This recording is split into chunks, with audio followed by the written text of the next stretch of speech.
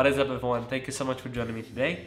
My name is Ahmed and in this channel I do Agents of S.H.I.E.L.D. reactions every Saturday and Doctor Who reactions every Monday, every Wednesday and every Friday. So if you're new here, consider subscribing. And hey, next week I'm starting my Doctor Who Season 2 reactions. So it's been a week since I uploaded anything.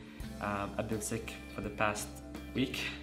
I got a really bad flu and I've been in bed for days. You can probably hear it from my voice. So I apologize for my absence for that week. I was supposed to upload the Doctor Who Season 1 review yesterday. I wasn't feeling well. So today I felt a little bit better, so I'm uploading and I'm doing this review as well. But before we start, I just want to say a huge and massive thank you to everyone who subscribed to my channel. I've reached 1,000 subscribers in a time that I never expected actually to reach that goal that fast. So thank you so much from the bottom of my heart to you for the love and support you've shown me. The Whovian family, even Agents of S.H.I.E.L.D. family have been very great to me. So thank you so much for the love and support, and I hope to continue to deliver quality content and consistent content as well, hopefully without getting sick. So I'm gonna keep my Doctor Who review for Season 1 very short, given how I'm feeling at the moment. But I guess we'll start with what I know about the show and my knowledge of the show as well. So Doctor Who was a show that I wasn't familiar with. It's something, or it's a show that a lot of people talked about recently, since I'm more present on Twitter and I've been a massive Agents of S.H.I.E.L.D. fan, so I follow a lot of people there.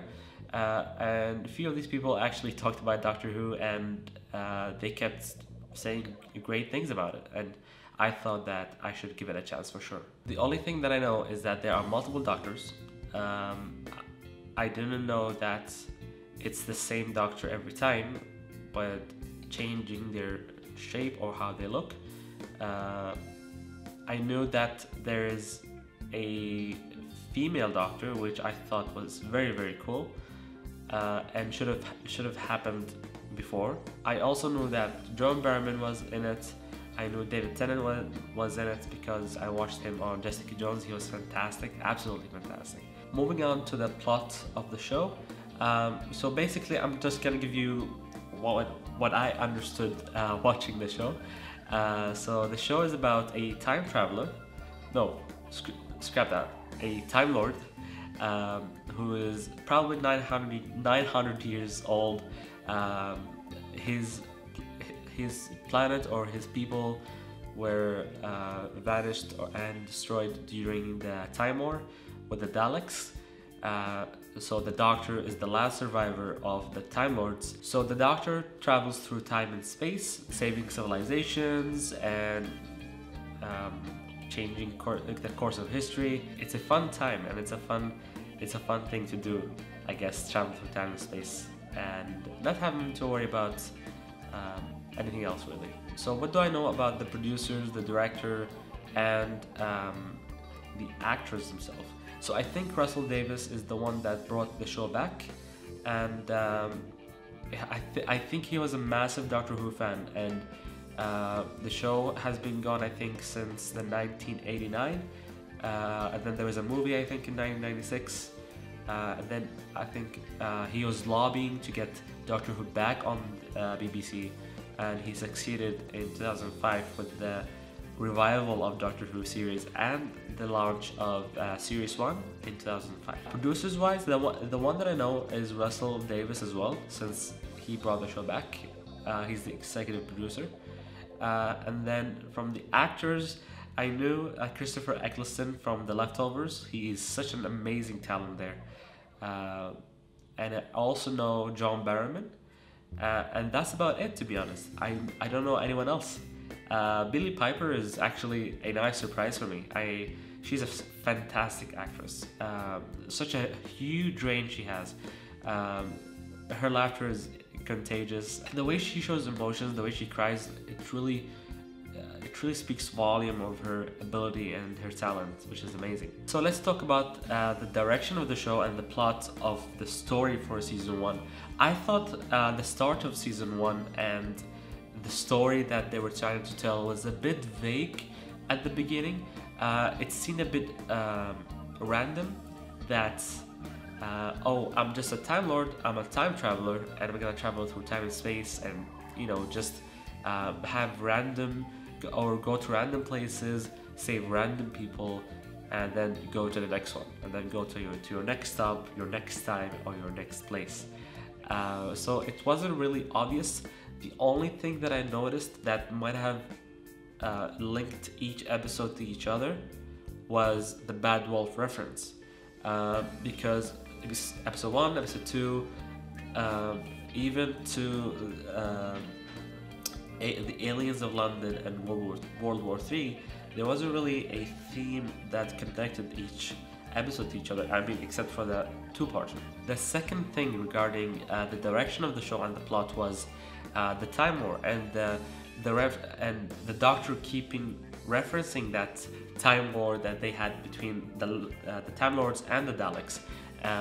So I think these two references, the Bad Wolf and the Time War and the Daleks, are the only two things that I found watching the show that connected each episode to each other. Not necessarily all the episodes, but definitely some of them for sure.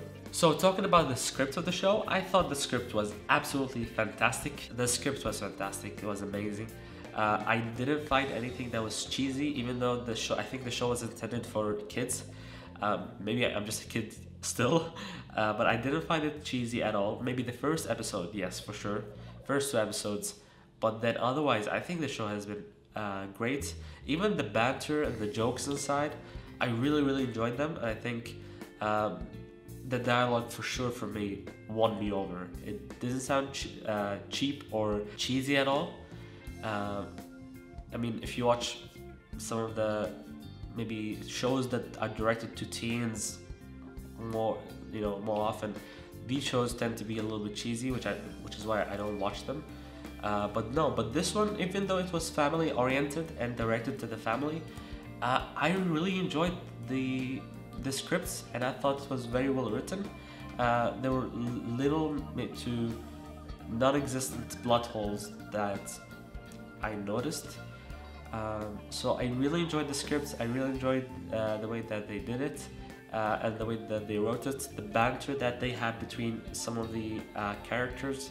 The Doctor and Rose, the Doctor and Captain Jack Harkness. I really enjoyed the dynamics and the dialogues that they had. Moving on to the acting, this show has one of the greatest talents in Christopher Eccleston. I saw him the first time when I was watching The Leftovers. So Christopher Eccleston during The Leftovers blew me away. He was such an amazing talent, and I really enjoyed his performances. So it was a real surprise for me to see him on Doctor Who, especially season 1, which means Russell T Davies has to really search for that one person. I mean, this is your baby project, not necessarily your baby project. It's a massive, humongous show before, but it's something that you've revived. So you really need to pick someone who is gonna be amazing and gonna catch the attention of a lot of people. So I think the choice with Christopher Eccleston, even though it's a bit different, maybe people didn't expect it, I'm not sure to be honest, but I think it's a fantastic choice, and I think he delivered. And it's such a shame that it was his only season, from what I've heard. It's his only season, I mean, obviously, because he died. Well, not died, regenerated. So, I mean, okay, it's his only season of the show. So that's why I think the choice that they made, specifically Russell, that he made, is spot on. Oh, and we have to talk about Billie Piper. This young woman is absolutely fantastic and amazing in her performances. The emotional range that she has is amazing. it's expansive, it's authentic, it's genuine. I'm very surprised that I never saw her before, you know, in movies or in TV shows. Maybe I did, but I didn't recognize her. But I thought she was fantastic in this. I think she's probably on par with the Doctor, or sorry, with Christopher Eccleston in terms of performances. So I'm very excited to have her back for season 2. And speaking of the episodes themselves, I liked and I really enjoyed the themes that some of these episodes, or the messages that some of these episodes were trying to tell. Aliens of London, World War III. There's a political maybe climate or message there that they were trying to convey. The episode with Satellite 5, what was it called? The Long Game. The rapid rise and rapid spread of CCTV and being watched in every single corner that you walk in. I mean, especially probably like you guys in the UK, you probably have a lot of that. I know for sure London has a lot of that. So I really enjoyed some of the thematic and the messages that the show has been trying to tell. And I think it's TV shows like this is such a powerful tool to deliver messages and to deliver your take on things that happen in life. So overall, I really enjoyed this season of Doctor Who. It's the only season that I've watched, so I don't know how does this compare to the other ones, but it's a good start for me. I really enjoyed the show. There wasn't an episode that I finished that I was like, huh, that was underwhelming. No, there wasn't. So I really enjoyed it. I had a very personal connection that happened very quickly between me and the characters, the Doctor and Rose as well. Of course, Jack won me over like this. I have to give credit to the show, to the producers, to the writers as well, the script, the actors, for getting me on board and connected to these characters so quickly. No other show has done this before. Even Agents of S.H.I.E.L.D., it took me maybe 15 episodes or 17 episodes for me to really care about these characters, and Doctor Who did that in less time and in less episodes. So it's a fantastic show. It's one of the best that I've seen. Not in terms of like production quality. I mean, it's from 2005, but definitely from a content quality, it's one of the best. So my overall score for season 1 or series 1 of the revived Doctor Who is 8 out of 10. No show gets 10 out of 10. 9 out of 10 has to be, every episode has to be a wow episode. So I think 8 is a fair score. So if you agree with me, or if you don't agree with me, let me know down in the comment section below. I really hope you enjoyed this video, so make sure you give it a thumbs up. Thank you all so much for all the love and support, and for getting me to 1,000 subscribers. I love you guys. Thank you so much for your support. And to celebrate the 1,000 subscribers milestone, I'll be doing something very special for you guys. Thank you all so much for watching, and I'll see you in the next one.